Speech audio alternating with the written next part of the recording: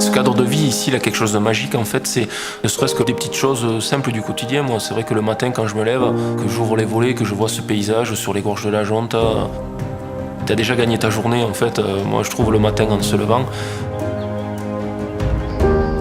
Donc ici on est au cœur des Grands Causses, donc on est sur un paysage plutôt de steppe, plutôt très minéral sur les plateaux en fait. Des grandes steppes avec des chaos rocheux, des gorges, des grandes falaises, des forêts. Voilà, c'est vraiment très très chouette.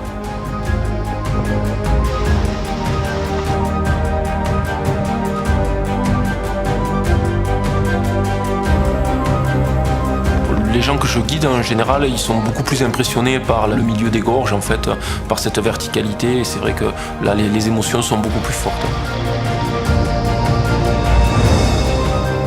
Bien souvent, les gens qui connaissent pas notre région, quand on les amène sur ce genre d'endroit, ils disent mais c'est en France, ça c'est chez nous qu'on voit ce genre de choses.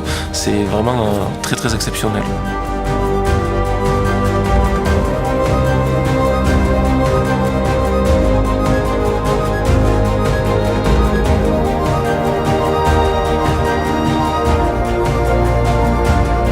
Au niveau de mes balades, il y a quelque chose qui est très demandé aussi, c'est une randonnée autour de Roquefort. Il est construit sur une zone d'effondrement, donc tout le sous-sol de Roquefort est percé de galeries et c'est cette circulation d'air naturel qui permet l'affinage du Roquefort.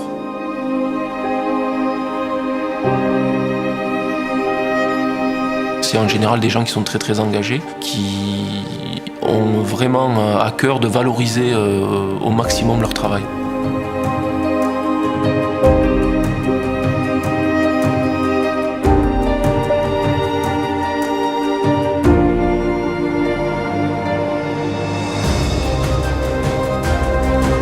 Cette région, de par sa situation et puis un petit peu son relief, offre un terrain de jeu fantastique.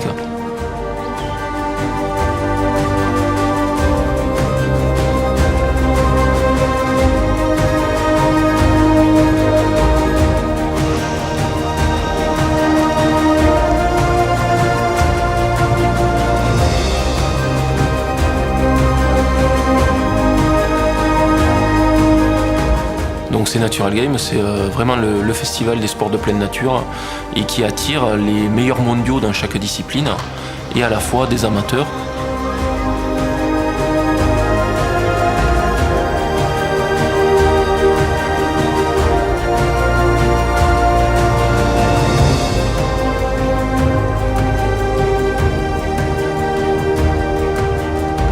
Notre région est riche aussi d'un patrimoine médiéval, notamment sur le Causse du Larzac, avec toutes les cités templières. Personnellement, moi, je trouve que c'est très émouvant en fait, de se promener au milieu de tout ce petit bâti, d'imaginer comment les gens vivaient ici avant.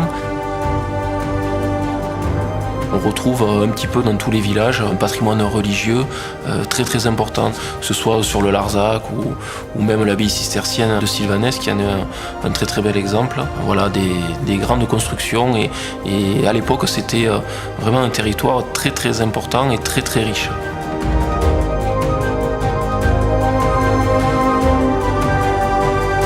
J'aime beaucoup amener les gens dans ce village de Peyre. On a vraiment, ne serait-ce qu'au niveau architectural, donc cette vieille église troglodyte qui fait face au viaduc de Millau, qui est un des monuments contemporains un petit peu les plus emblématiques de notre pays.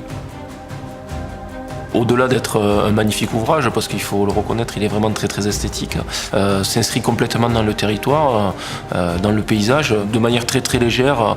Il passe par-dessus le Tarn, il symbolise aussi ce lien entre deux territoires, deux entités, qui sont le Massif central et puis le Midi de la France, en fait, un peu plus le sud.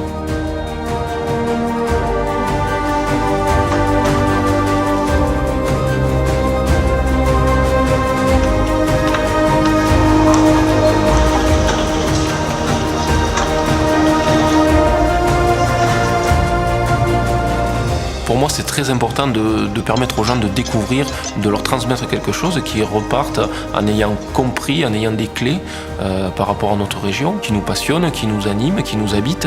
Et on a vraiment envie de transmettre ça aux gens qui nous font le plaisir de venir nous voir.